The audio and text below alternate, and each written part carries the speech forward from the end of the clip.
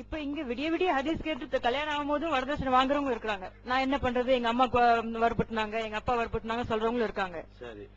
இப்ப அதோட அவங்களோட சீரியஸ்னஸ் அவங்களுக்கு தெரியல. இப்ப என்னோட தாயார் ஒரு பொண்ணுதான் இருக்குது, நான் என்ன கொடுத்தாலும் என் பொண்ணுக்கு தான் கொடுக்கணும், அது 100 இருந்தா சொல்லி 200 பவுன் இருந்தா சொல்லி எங்க அம்மா எனக்கு தான் கொடுக்கணும் சொல்லிருக்காங்க. ஆனா வரதட்சணையா இல்ல, நான் செய்யறது என் பொண்ணுக்காக தான். அப்ப அது தவறாக போகுமா இல்ல எப்படி? அது கொஞ்சம் அதாவது வரதட்சணை என்பது மார்க்கத்தில் கூடாது. பெண்கள்கிட்ட கேட்பதற்கு எந்த ஒரு பொருளாதாரத்தை நம்ம அடைவதா இருந்தாலும் அதற்கு ஒரு நியாயம் இருந்தால்தான் அடைய வேண்டும் என்று இஸ்லாம் சொல்கிறது. முதல் விளங்கிக்கணும், நமக்கு ஒரு நியாயம் இருக்கணும். அந்த நியாயம் என்ன? வியாபாரத்தின் மூலம் கிடைத்தால் அது ஒரு நியாயம். இப்படி ஒரு நியாயத்தின் அடிப்படையில் என்ன செய்யலாம், ஒரு பொருளை அடையலாம். இந்த வரதட்சணையை பொறுத்த வரைக்கும் ஒரு அநியாயம். பெண்கள்கிட்ட ஆண்கள் வாங்குவதற்கு ஒரு நியாயமே இல்லை. ஆண்களிடமிருந்து பெண்கள் வாங்குவதற்கு நிறைய நியாயம் இருக்கிறது. இந்த அவரா கொடுப்பது தவறாகுமா என்பதில் ரொம்ப நுணுக்கமான மேற்றுங்க. இந்த அவங்களா கொடுக்கிறதுங்கிற வாசகத்தை வைத்துக் கொண்டு நிறைய அநியாயங்கள் நியாயப்படுத்தப்படுகிறது. இப்ப லஞ்சம் இருக்குல்ல, லஞ்சம் அவனா தான் கொடுக்கறான், வாங்கிக்கலாமா? நான் ஒரு அதிகாரியா இருக்கிறேன், அவனா என்ன செய்யறான், நான் கேட்கவே இல்லை, அவனா சொல்றான் பார்த்து நம்ம ஏதோ ஒரு கையெழுத்து போட்டுருங்க, ஒரு 100 ரூபாய் தர்றேங்கிறான். நான் அந்த நேரத்தில் என்ன செய்யறேன், நான் அவரா தானே நானா கேட்டேன், அவரா தர்றேங்கிறாரு, விரும்பி தர்றாரு, நான் வாங்கிக்கிறேன்னு சொல்லலாமா? அவரா தர்றாருங்கிறது உண்மைதான். அவரா தந்தாலும் அது அவரா தர்றாரா, அதுல ஒரு நீங்க எதுக்கு தர்றாரு தெரியுமா? குடுக்காட்டி இவன் செய்ய மாட்டாங்கிறது தர்றாரு. அதான் பாயிண்ட். அவரா தர்றது வாஸ்தவம் தான். ஏன் அவரா தர்றாரு தெரியுமா? இந்த 100 ரூபாய கவர்ல வச்சு அடிச்சா தான் கையெழுத்து போடுவான், இல்லாட்டி 10 நாள் கழிச்சு தான் அந்த கையெழுத்து ஆகும்.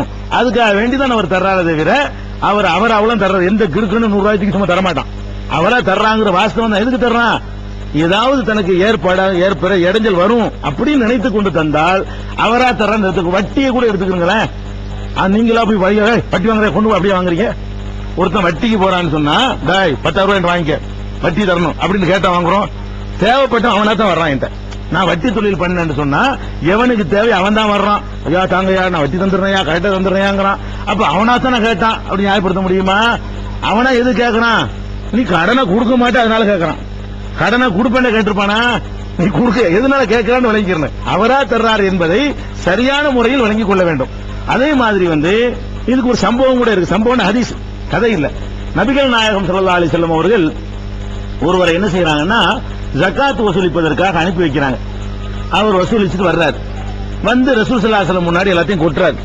கொட்டும் போது என்ன செய்யறாருன்னு கேட்டா ஒரு கணிசமான ஒரு தொகையை கொண்டாந்து போட்டுவிட்டு ஒரு சின்ன தொகையை தனியா பக்கத்தில் வைக்கிறார். வச்சு சொல்றாரு, இது ஜக்காத்தா கொடுத்தாங்க, இது எனக்கு கொடுத்தாங்க. அவர் சொல்றாரு, ஜக்காத் வசூலிக்க போனல, இது ஜக்காத்தா இந்த உதாரணத்துக்கு 10,000 அதிசல கேட்டக்கூடாது, ஒரு தொகைங்க இருக்கா சொல்ல வர்றேன். எனக்கு 10,000 ரூபாய் இந்த ஜக்காத்து, இந்த 200 ரூபாய் எனக்கு தந்தது அப்படின்னு சொல்றாரு. உதாரணமா ஒரு சின்ன தொகை தனக்கு தந்ததுங்கிறாரு, ஒரு பெரிய தொகையை ஜக்காத்துன்னு சொல்றாரு. அப்ப ரசூல் ஸல்லல்லாஹு என்ன பண்ணாங்க தெரியுமா? அவர்கிட்ட ஒரு பேச்சும் பேசவே இல்லை, ஒரு பேச்சும் பேசல, கண்டிக்க கூட இல்ல. கூட்டு சபைன்ட்டாங்க, எல்லாத்தையும் கூப்பிட்டுட்டாங்க. இவர் சொன்ன இந்த வார்த்தைக்கு என்ன பண்ணிட்டாங்கன்னா ரசூல் ஸல்லல்லாஹு என்ன பண்ணாங்க, எல்லாரையும் கூப்பிட்டு சபையை கூப்பிட்டு மக்கள் எல்லாம் பள்ளிவாசல்ல குழுமிட்டாங்க, மெம்பர்ல ஏறுறாங்க. ஏறி இது எவ்வளவு பெரிய ஒரு மோசடியான வாதம் என்பதை புரிய வைப்பதற்காக வேண்டி, ஆக பெரிய டேஞ்சரா இருக்கு, இந்த மாதிரி வாதத்தை எல்லாருமே வச்சிருப்பாங்க, இது எல்லாருக்கும் இப்ப தெளிவுபடுத்தி ஆக வேண்டி இருக்குது, இவருக்கு மட்டும் இந்த நோய் இருக்கிற மாதிரி தெரியலையே நினைத்துக் கொண்டு, இது நுணுக்கமான நோயில இது நுணுக்கமான விஷயம். நீங்க நுணுக்கமா கேக்குறீங்களா, அப்பா விரும்பி தர்றாரு, அது மாதிரி நுணுக்கமான விஷயமா இருக்கிறதுனால இது தெளிவுபடுத்தி ஆகணும்னு ரசூலுல்லாஹ் என்ன செய்றாங்க, சபையை கூட்டுறாங்களா, மெம்பர்ல ஏறுறாங்க. ஏறி சொல்றாங்க, நாம ஜக்காத் வசூலிப்பதற்காக நம்முடைய வேலைக்காக ஒருத்தர் அனுப்புகிறோம், அவர் வசூலித்துக் கொண்டு வருகிறார். வந்துவிட்டு சொல்கிறார், இது அல்லாஹ்வுக்காக தந்தது, இது எனக்காக தந்தது என்று சொல்கிறார். அப்படி சொல்லிட்டு என்ன செய்யறாங்க, இவர் அவருடைய வாப்பா வீட்டுல இருக்கட்டும், அவருடைய அம்மா வீட்டுல போய் இருக்கட்டும், இந்த அன்பளிப்பு வருதான்னு பாக்கட்டும். எதுக்கு உனக்கு கொடுத்தாங்க? உனக்கு அன்பளிப்பு தர்றாந்தா உன்னை தேடிக்கிட்டு உன் வீட்டுல கொடுத்தானா? நான் ஒரு காரியத்துக்கு அனுப்புறேன், அப்ப கொடுக்கறான் உனக்கு. அப்ப என்ன அர்த்தம்? நீ ஏதோ 40 ஆட்டுக்கு 30 ஆட்டுக்கு கணக்கு போடுவேன் தான் கொடுக்கறான். என்னத்தை எதிர்பார்த்தா உனக்கு கொடுக்கறாங்க தவிர என்ன செய்யல, உனக்கு தந்தது இல்ல. உனக்கு தந்ததுன்னா உனக்கு மாமனாவன், உனக்கு என்ன மச்சானா, உனக்கு அவன் ஏன் தர்றான்? உனக்கு தர்றதுக்கு என்ன காரணம்னு கேட்டா, இந்த வேலைக்கு நான் அனுப்பணும் பாரு, அதுல எதையோ எதிர்பார்த்து தருகிறான். அது உனக்கு தந்ததுன்னு சொன்னாலும் அது உனக்கு தந்தது இல்ல. உனக்கு தராத எப்படி நடந்திருக்கனே, இந்த வேலைக்கு நான் அனுப்பாத பொழுதே உனக்கு வந்திருக்க வேண்டும். இன்னைக்கு போய் நீ வசூலிக்கு போகல, நீ வீட்டுல இருந்துட்ட, இந்த அவருக்கு 200 ரூபாய் கொடுக்கணும் உனக்கு தருவானா? உனக்கு தெரியுமா அவனுக்கு? அப்படின்னா கேட்கிறாங்க ரசூல் ஸல்லல்லாஹு அலைஹி வஸல்லம். இது புகாரி முஸ்லிம் உட்பட ஏராளமான நூல்களில் பதிவு செய்யப்பட்டிருக்கிற ஆதாரப்பூர்வமான ஹதீஸ். இப்ப அன்பளிப்பா கொடுக்கறாருங்கிறோம். யாருக்கு அன்பளிப்பு? அந்த மருமகனுக்கு தானே, அவனுக்கு தானே அன்பளிப்பு. மகளுக்கு பேரா இருந்தாலும் யாருக்கு? அவருக்கு அன்பளிப்பு. அன்பளிப்புங்கிறது என் நேரத்து கொடுக்க வேண்டிய கல்யாணம் பண்ணாட்டி கொடுப்பீங்களா? நீ மார்க்கத்துல ஒரே ஒரு மகள் இருந்தா நீங்க எதுக்கு அன்பளிப்பு கொடுக்குறீங்க? உங்க மௌத்துக்கு பிறகு சொத்து போய் சேரப்போகுது. அல்லாஹ்வுல அதை பிரிச்சு கொடுப்பான். வாரிசு உரிமை இருக்குது. வாரிசு உரிமை என்பது இஸ்லாத்தில் இருக்கிறது. பெண்களுக்கு சட்டப்படி உரிமை இருக்கிறது. மூத்தா போனா தகப்பன் சொத்துல பிள்ளைக்கு வாரிசு வரப்போகுது. அப்படியே இன்னும் நீங்க கவனிக்க வேண்டும்ங்க.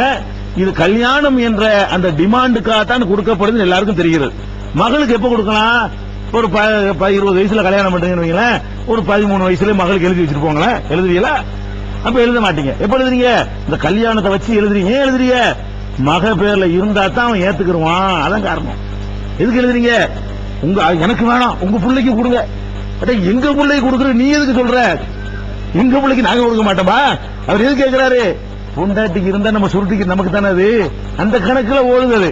பேருக்கு மகளே தவிர உண்மையில் அது கொடுக்கப்படுவது மருமகனுக்கா இல்லையா? சரி, நான் கேட்கிறேன், இந்த மகளுக்கு கொடுக்காவிட்டால் அந்த சம்பந்தம் நடக்குமா? இதான பாயிண்ட். நீ என்ன நினைக்கிறீங்கன்னா மகளுக்கு அன்பளிப்பா கொடுக்கறாருங்கிறீங்க. அது அன்பளிப்புன்னு எப்ப ப்ரூஃப் ஆகும்?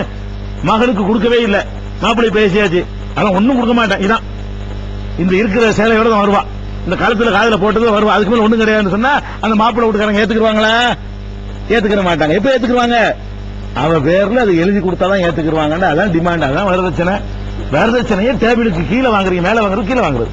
இப்படி நேரடியா சில பேர் வாங்குவாங்க, சில பேர் இப்படி வாங்க கீழே வாங்குவாங்க. இது கீழே வாங்குற மேட்டருங்க. அதனால டிமாண்டுக்கு ஒரு டிமாண்ட் பின்னாடி இருக்குமே. ஆனா அந்த ஹதீஸ் ஞாபகம் வச்சுக்கிறேன். உங்க பாப்பா வீட்டுல இருந்தா கிடைச்சிருக்குமா? உங்க அம்மா வீட்டுல இருந்தா கிடைச்சிருக்குமான்னு சொல்றாங்கல்ல. இந்த கல்யாண பேச்சு நடக்காட்டி கிடைச்சிருக்குமா? அதான் பிரச்சனை. அதனால அது தப்புங்க. வரதட்சணை எல்லா வகையிலும் ஒழிச்சு